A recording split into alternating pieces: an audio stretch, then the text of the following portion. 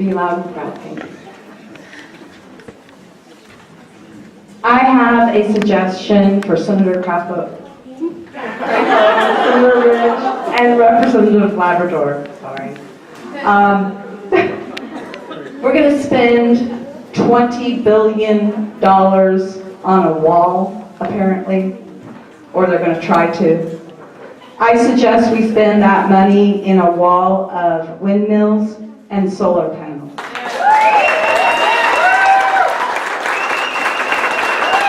My name is Nikki, Nikki Kella, and I live in Potlatch, Idaho.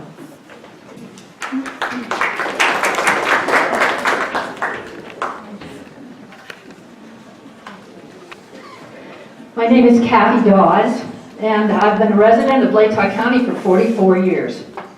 I have spent my entire career working in formal and informal science education in schools and science centers. My focus has been on teaching children and their families about energy, what it is, how to generate it, how to conserve it in order to save money and to save our planet. Whether you believe it or not, our fossil fuel resources are finite.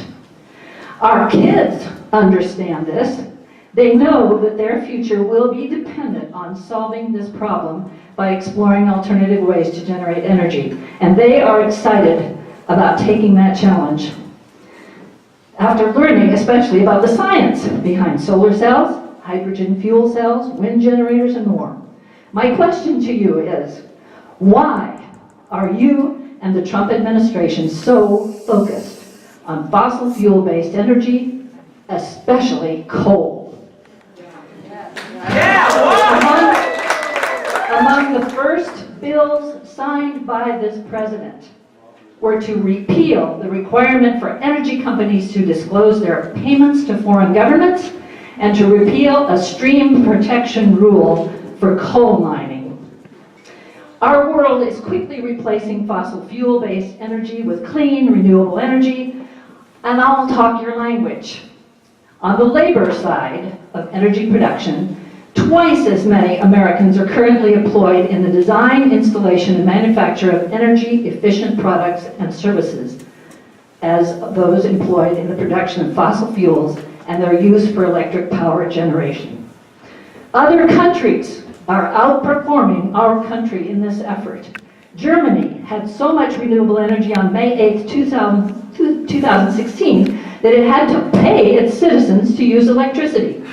China will be investing $361 billion into renewable energy over a 5-year period, creating over 13 million jobs. As of January 2017, all public transport trains in the Netherlands are being powered by renewable energy, namely wind power. Renewable energy is more affordable than ever. It creates quality local jobs. It makes good business sense since the market is moving toward cleaner energy. It is pollution-free, it requires little to no water to produce, and it is bipartisan. There is now more wind and solar energy in Republican districts than in Democratic districts. Reliable, low-carbon energy and local job creation are a few of the things that transcend political divides.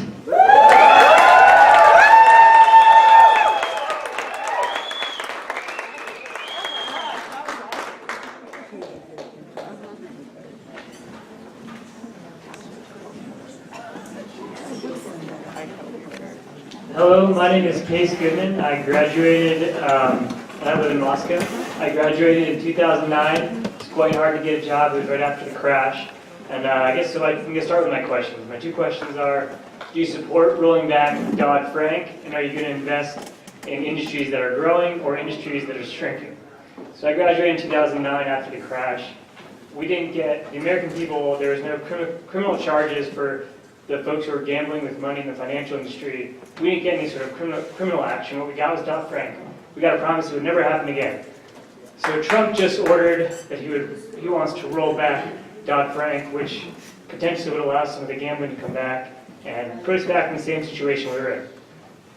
So that's one part of my question. The other side is, so graduating in that rough economy, I've come out working in the green energy industry. So I work with utilities and work in green energy with millions of my coworkers who came out 2009 with jobs in green energy, rather than a boom and bust, natural gas or, oil industry. We've had steady work, and it's been growing internationally here, wherever, and it's going to be growing in other countries if it's not growing here. So please invest in it here, and please do not support rolling back Dodd-Frank.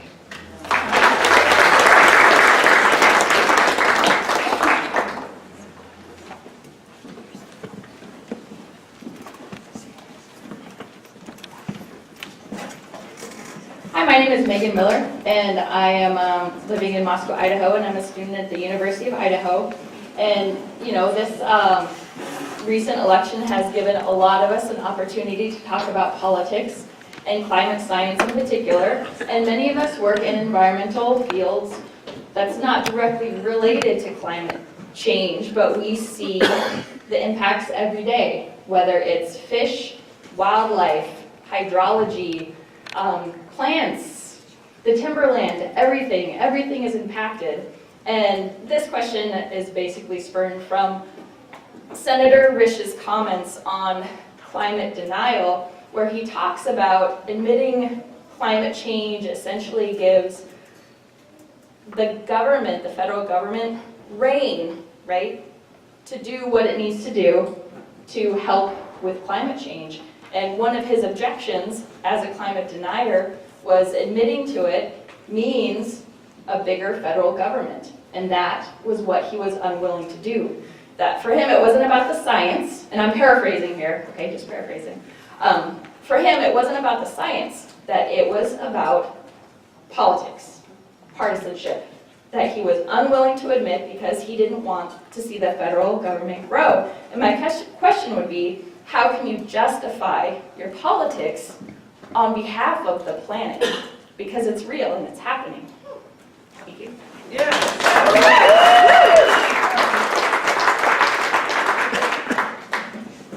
I'll just read what I wrote. Basic foundations of survival include clean air, water, food, and shelter.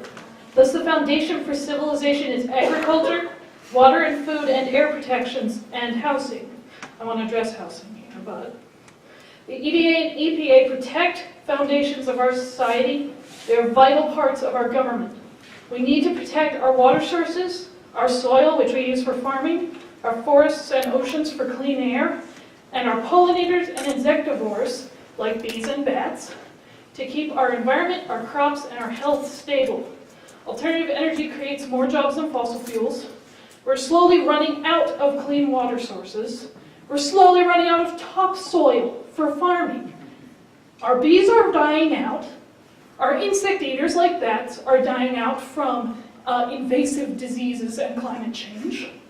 And that's the spread of diseases that mosquitoes spread, like malaria, will inevitably spread. Idaho is a rural state, dependent heavily on the foundations of agriculture and the environment, which means that the constituents within the Idaho state have a vested interest in protecting the environment. If our representatives will not protect the environment, then they aren't representing the best interests of their constituents. And if they won't do it, they should resign, because they're there to represent us, and they aren't doing it.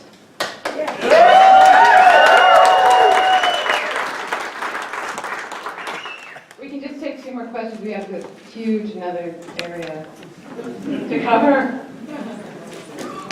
Our statement. I'm still Dwayne Hodges, and I still live in Moscow. This question is for Senator Crapo in particular. You're on the committee that oversees the Environmental Protection Agency. You've been on that committee. This is your second tour on that committee. I think you've spent 6 years or so on that committee. Therefore, you know what the EPA does to protect us, to protect the country, to help the entire world. So I have several questions related to that. Number one, why in God's name did you vote for Pruitt's approval? You have no reason to vote for him, and every reason not to. Number two, as a member of that committee, what do you see as your responsibility to these constituents connected to the EPA? Number three, don't wait around to be a senator next term.